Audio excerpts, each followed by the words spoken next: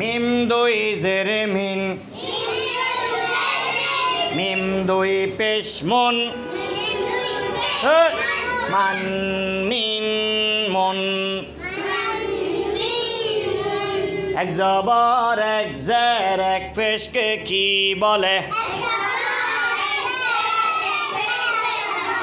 হরকত। এক জবর এক জের এক পেশকে হরকত বলে।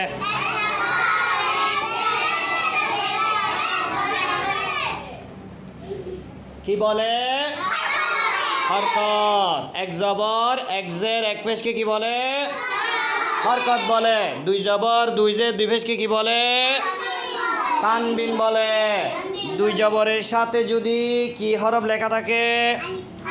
আলিফ হরফ লেখা থাকলে সেটা পড়া যাবে না, লেখার সময় লিখতে হবে। ঠিক আছে?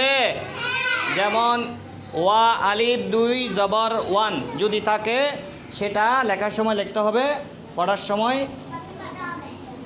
পড়তে পারবে না, লেখার সময় লিখতে হবে। যেমন ওয়া দুই জবর ওয়ান বলতে হবে যে, কিন্তু লেখার সময় ওয়া আলিফেটাও সহ লিখতে হবে। ঠিক আছে? ঠিক আছে? এই এখানে দেখো, এখানে আছে যেমন ওয়ার সাথে কি আছে? ওয়ার সাথে আলিফ একটা আছে, ওয়া আলিফ। আবার ওয়ার উপর দুই জবর।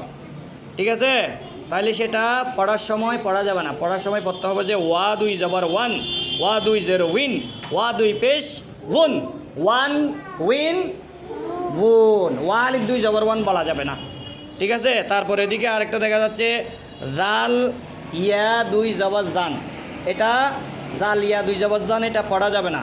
পড়তে হবে যে কি? জাল দুই জবর জান, জাল দুই জের জিন, জাল দুই পেশ জুন, জান জিন জুন। মনে থাকবে?